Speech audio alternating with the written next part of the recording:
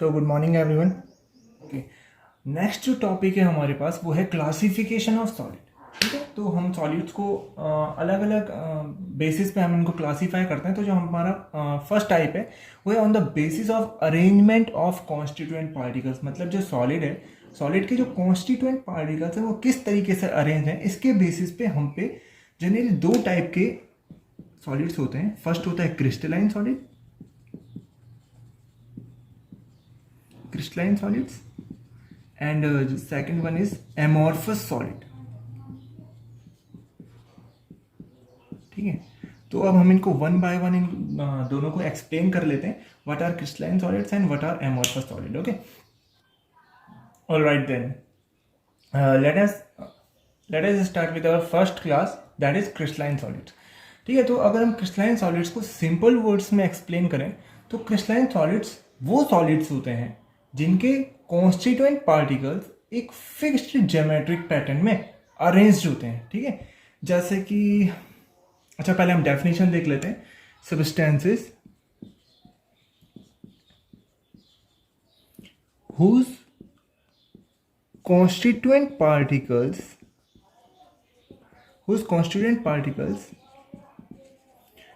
are arranged in a fixed या फिर regular geometric pattern, definite बोल लेते हैं, in a definite geometric pattern, definite geometric pattern in 3D space. Okay, तो अच्छा ये जो अभी हमने डेफिनेशन बोली, इसका एक एग्जांपल हम ले लेते हैं। हेक्सागन।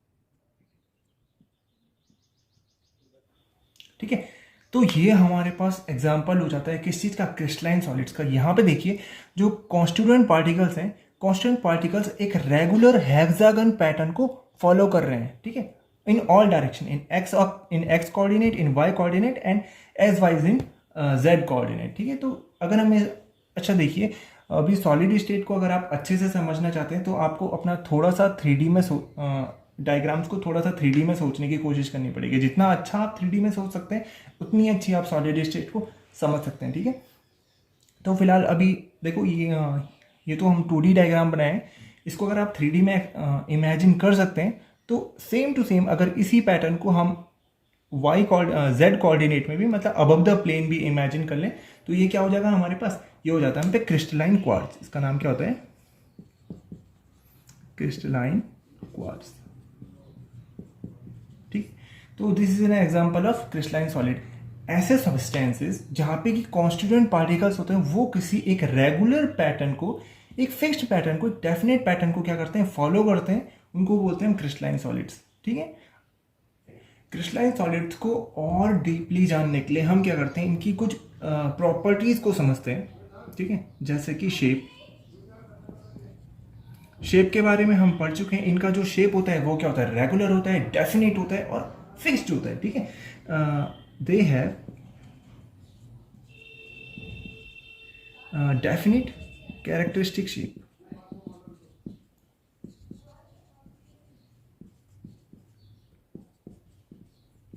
इनका जो शेप होता है वो क्या होता है, डेफिनेट होता है। नेक्स्ट पॉइंट है अरेंजमेंट ऑफ पार्टिकल्स। तो इनके जो पार्टिकल्स होते हैं वो एक रेगुलर ऑर्डर में क्या होते हैं, अरेंज्ड होते हैं। इसी पॉइंट को हम एक और तरीके से बोल सकते हैं, they exhibit long range order, क्योंकि वो ऑर्डर क्या हो रहा है, बहुत आगे तक, इनफाइनाइट टाइम तक क्या हो रहा है, फॉलो हो रहा है। मतलब जो अभी हमने लास्ट एग्जांपल देखा था, हेक्सागन, फिर हेक्सागन, फिर हेक्सागन, मतलब ये चेन कभी टूटेगी नहीं। आपका जो भी इसका कैरेक्टरिस्टिक शेप है वो बहुत आगे तक, जहां तक सॉलिड है आपका, तो वहां तक वो सेम ऑर्डर को फॉलो करेगा। ठीक है, तो इसको अरेंजमेंट ऑफ पार्टिकल्स को हम क्या बोल सकते हैं, फिक्स्ड अरेंजमेंट, या फिर हम इसे बोलते हैं डेफिनेट अरेंजमेंट। डेफिनेट बोलो या फिर रेगुलर बोल सकते हैं हम, रेगुलर अरेंजमेंट ऑफ पार्टिकल्स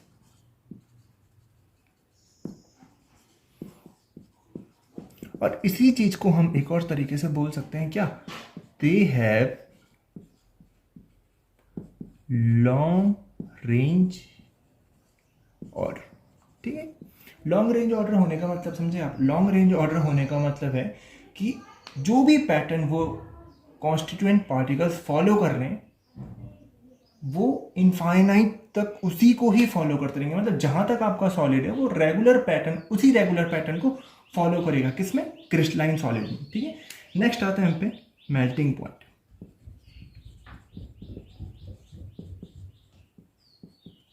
अब देखिए, क्योंकि कॉन्स्टिट्यूएंट पार्टिकल्स एक रेगुलर ऑर्डर में अरेंज्ड हैं, इस वजह से इसका जो भी मेल्टिंग पॉइंट हो या फिर बॉइलिंग पॉइंट हो, ये क्या होता है, शार्प होता है। एक पर्टिकुलर पॉइंट पे ये लोग क्या होते हैं, मेल्ट होते हैं। ठीक है, they have sharp and characteristic melting point. Characteristic melting point होने का मतलब है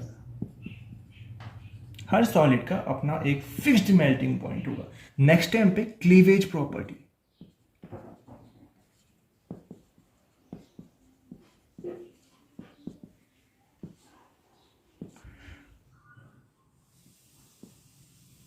When cutted, they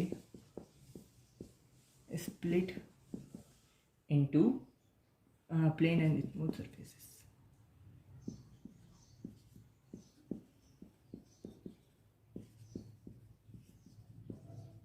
ठीक है, क्लीवेज प्रॉपर्टी क्या बोलती है कि जब हम इनको कट करते हैं नाइफ से तो ये क्या होते हैं, प्लेन और स्मूथ सरफेसेस में कट होते हैं। नेक्स्ट होता है हम पे next property enthalpy of fusion.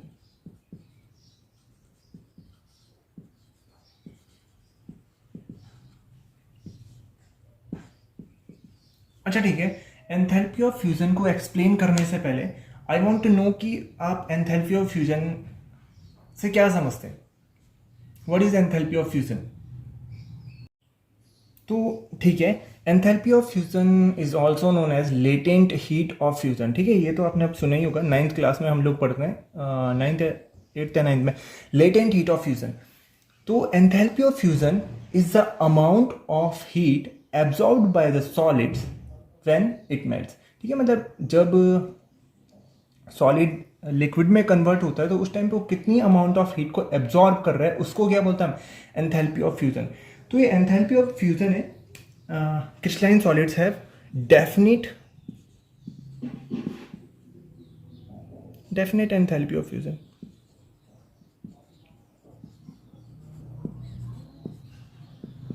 ठीक है, जनरली जितनी भी प्रॉपर्टीज हैं क्रिस्टलाइन सॉलिड्स की वो डेफिनेट होती हैं। क्यों? Because of their definite shape. ठीक है, क्योंकि उनका जो पार्टिकल्स है और एक डेफिनेट ऑर्डर में अरेंज्ड है, तो इसलिए इनका मेल्टिंग पॉइंट फिक्स होता है, इनकी एंथैल्पी फिक्स होती है। ठीक है, अब नेक्स्ट पॉइंट होता है nature.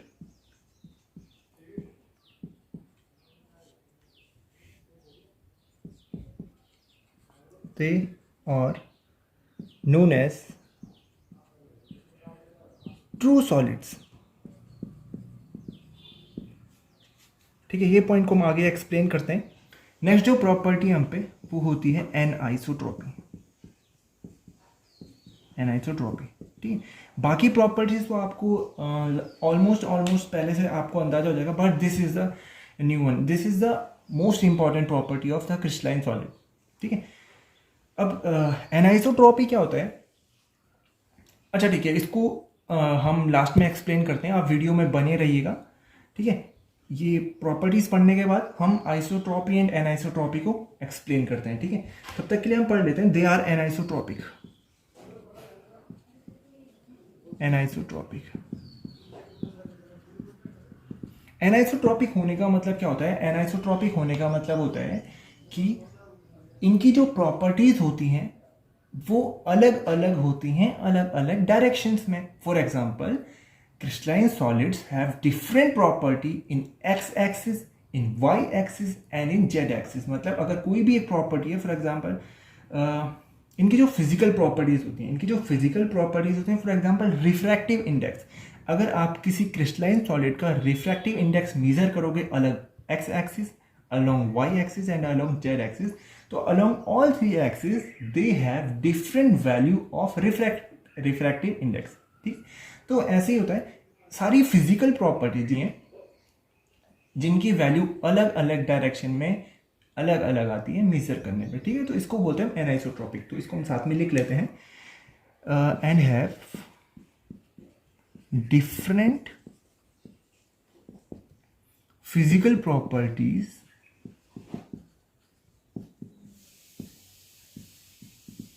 and have different physical properties in different direction, in different directions. ठीक है, नेक्स्ट हो जाते हैं हम पे एग्जाम्पल हो जाते हैं.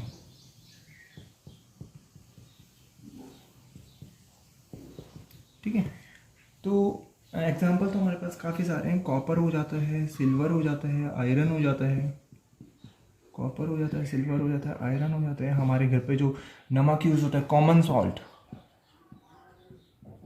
NaCl, कॉमन सॉल्ट हो जाता है. और भी काफ़ी सारे क्या, जिंक सल्फाइड,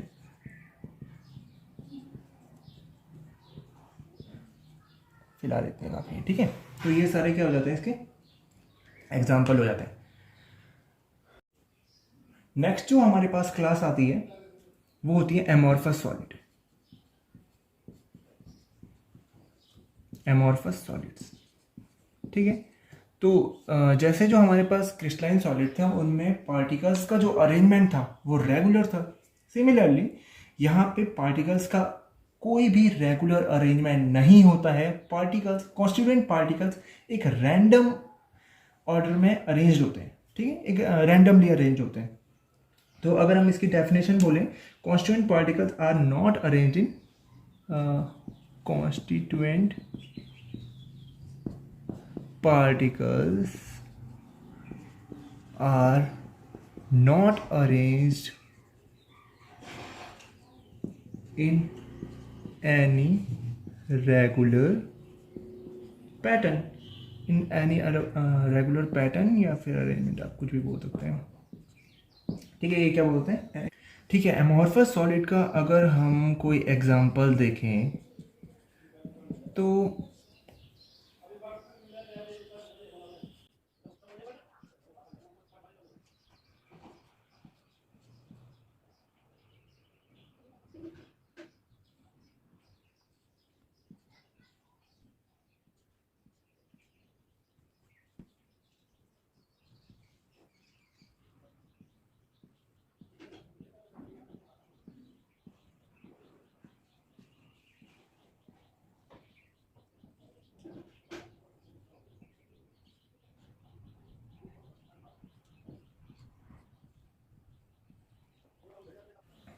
तो एमॉर्फस सॉलिड का अगर हम एग्जांपल देखें तो this is an example of amorphous solid. यहाँ पे हमारे पास कोई भी रेगुलर पैटर्न फॉलो नहीं हो रहा है. लास्ट क्रिस्टलाइन सॉलिड्स के एग्जांपल में आपने देखा था जो कांस्टेंट पार्टिकल्स है वो एक रेगुलर हेक्सागन पैटर्न को फॉलो कर रहे थे, बट यहाँ पे ऐसा नहीं है. ये हेक्सागन, फिर स्क्वायर, ये कुछ भी है, ये पेंटागन, फिर हेक्सागन, ट्रायंगुलर.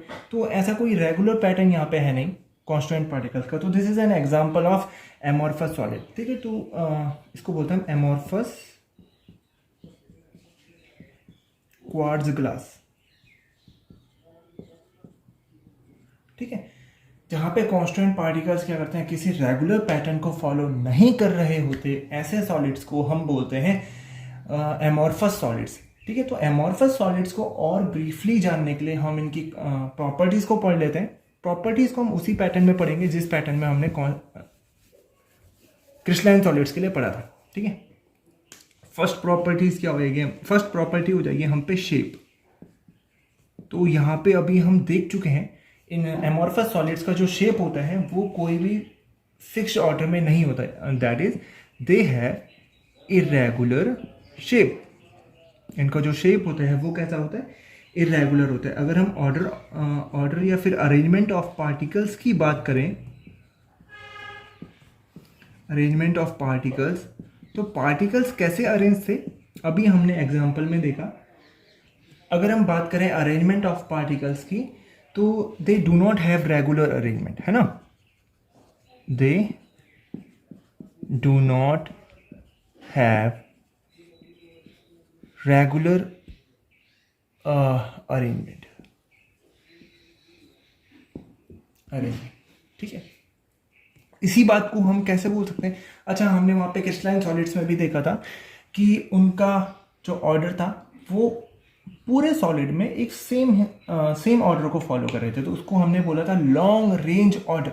यहाँ पे कोई भी डेफिनेट ऑर्डर को ये फॉलो नहीं करता, तो इनको हम और क्या बोलते हैं, शॉर्ट रेंज ऑर्डर, ठीक है। Amorphous solids are short range order, they have, ऐसे बोलेंगे हम, they have short range order, they have short range order. इनका जो ऑर्डर होता है वो क्या होता है, बहुत कम टाइम के लिए फॉलो होता है, ना के बराबर, ठीक है।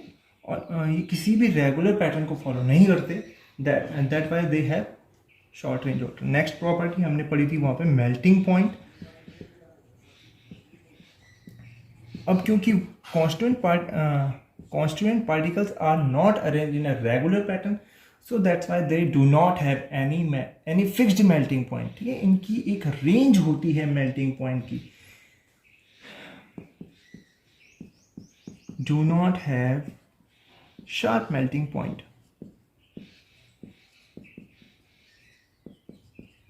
ये एक रेंज, किसी रेंज में मेल्ट होते हैं, ठीक है। क्या बोल सकते हैं, दे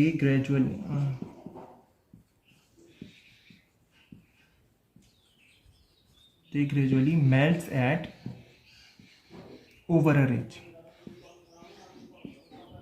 अ रेंज ऑफ टेम्परेचर। नेक्स्ट जो प्रॉपर्टी है,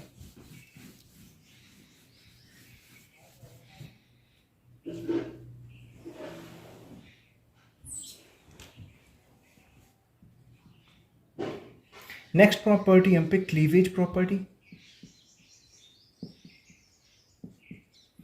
तो एमॉर्फस सॉलिड्स को जब हम नाइफ से कट करते हैं या फिर किसी भी शार्प चीज़ से इनको कट करते हैं, तो ये 2 पीसेस में ब्रेक होते हैं, जिनका जो सरफेस होता है वो इरेगुलर होता है।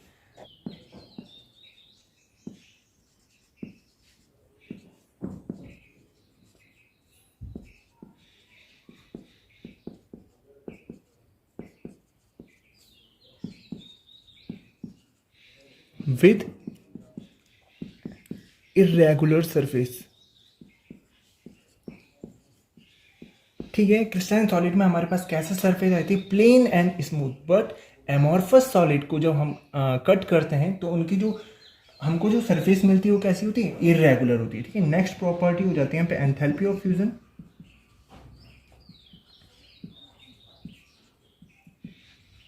And again they do not have any fixed and definite enthalpy of fusion, do not have definite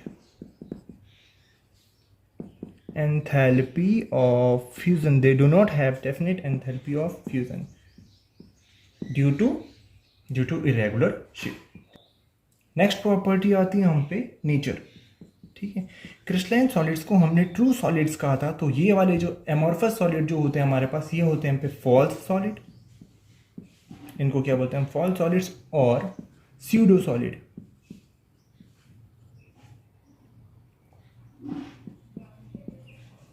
या फिर हम इनको सुपर कूल्ड लिक्विड भी बोलते हैं, एंड सुपर कूल्ड लिक्विड,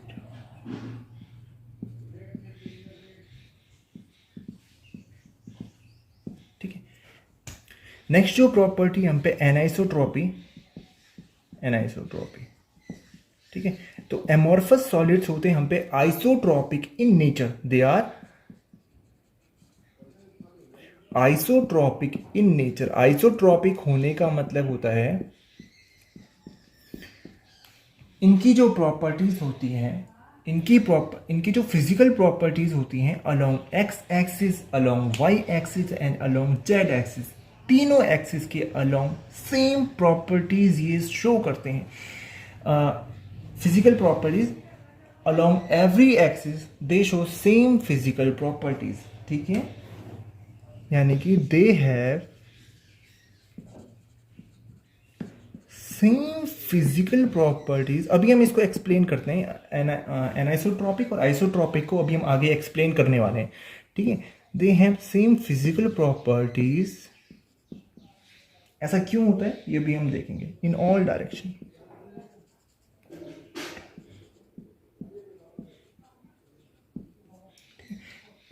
उसके बाद हम पे एग्जाम्पल्स आ जाते हैं, एग्जाम्पल हो जाते हैं पे glass, rubber, plastics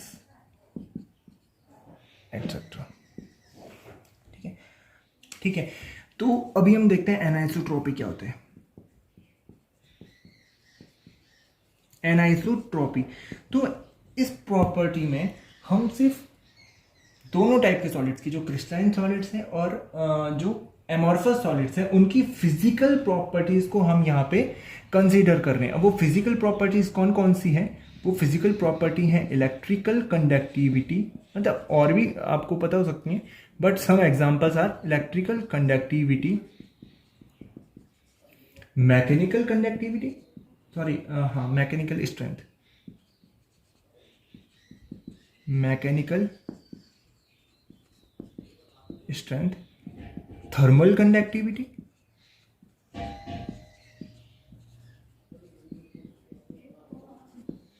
refractive index, etcetera, ठीक है। इन सारी और भी काफ़ी और भी फिजिकल प्रॉपर्टीज आप इनकी चेक कर सकते हैं, but here are the some examples of physical property which we are going to consider in anisotropy effect. Okay, then let's start with anisotropy.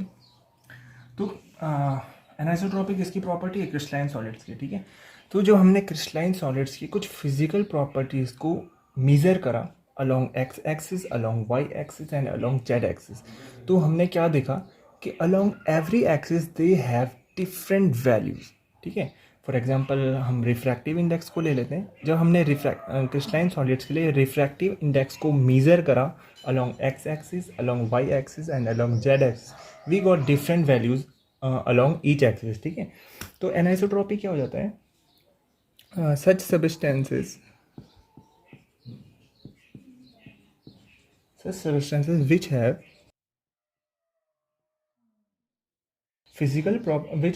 their physical properties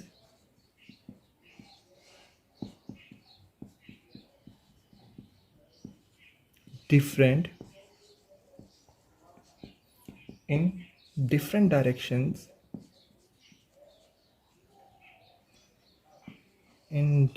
directions are called anisotropic, ठीक है। इसको हम एक example से समझने की कोशिश करते हैं, ठीक है।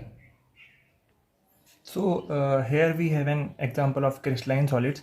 देखिए यहाँ पे आप देख सकते हैं कि जो पार्टिकल्स का अरेंजमेंट है, कांस्टेंट पार्टिकल्स को जो अरेंजमेंट है वो रेगुलर है यहाँ पे, ठीक है। तो ये हम पे क्या हो गया? क्रिस्टलाइन सॉलिड का एग्जांपल हो गया। तो कोई भी एक प्रॉपर्टी हम ले लेते हैं, फॉर एग्जांपल रिफ्रैक्टिव इंडेक्स को ही हम मेज़र कर लेते हैं। रिफ्रैक्टिव इंडेक्स को अगर हम इस डायरेक्शन में मेज़र करें, अलोंग दिस डायरेक्शन,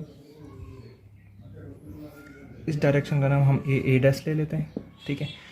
उसके बाद हम रिफ्रैक्टिव इंडेक्स को एक बार इस डायरेक्शन में मेज़र कर लेते हैं, किसी भी डायरेक्शन में ले लो आप, इस डायरेक्शन में ले लो और एक बार इस डायरेक्शन में ले लेते हैं, इसका नाम बी डैश, एंड इस डायरेक्शन में एक बार हम ले लेते हैं सी डैश, ठीक है। तो अब आप देखिए in direction A dash we have only black dots, along B dash we have only white dots, and along C dash we have alternatively black and white dots.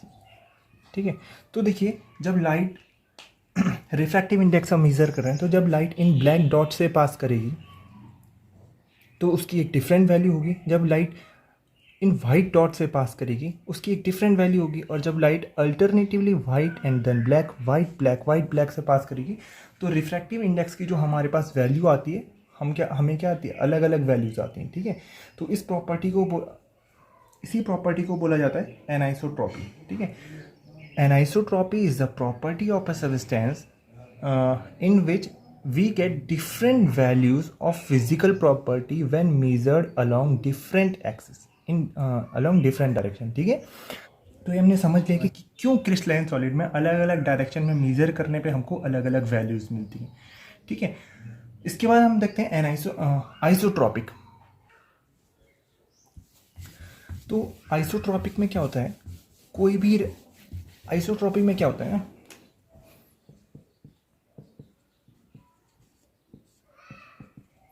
Isotropy में it is an property of amorphous solid. ठीक है, it is an property of amorphous solid. अब amorphous solid में जो constituent particles का arrangement होता है वो कैसा होता है, रैंडम होता है। अगर हम अलोंग एक्स एक्सिस मेजर करें, अलोंग वाई एक्सिस मेजर करें and along Z axis measure करें, X Y and Z axis अगर हम मेजर करें तो इधर को पार्टिकल्स का अरेंजमेंट कैसा होता है, रैंडम। इधर को पार्टिकल्स का अरेंजमेंट कैसा होता है, रैंडम रैंडम। ठीक है, किसी एमॉर्फस सॉलिड्स में जो कॉन्स्टिट्यूएंट पार्टिकल्स का अरेंजमेंट होता है वो रैंडमली अरेंज रहते हैं, चाहे आप किसी भी डायरेक्शन में मेज़र करें। ठीक है, किसी भी डायरेक्शन में आप मेज़र करेंगे तो जो कॉन्स्टिट्यूएंट पार्टिकल्स का अरेंजमेंट होगा वो कैसा होता है, रैंडम होता है। तो हर डायरेक्शन में देखो, इधर को भी रैंडम, इधर को भी रैंडम, इधर को भी रैंडम, किसी भी डायरेक्शन में आप मेज़र कर लीजिए, there are random arrangement of particles. That's why for every direction we get the same value. ठीक है, इधर को जाओ तो भी रैंडमनेस, इधर को जाओ तो भी रैंडमनेस, किसी भी डायरेक्शन में किसी भी डायरेक्शन में आप मेजर करते हैं तो हर डायरेक्शन में रैंडमनेस है। हर डायरेक्शन में रैंडमनेस होने की वजह से जो फिजिकल प्रॉपर्टी हो जाती है वो क्या हो जाती है, सेम हो जाती है। ठीक है, this is called isotropy. So that's it for today, thank you.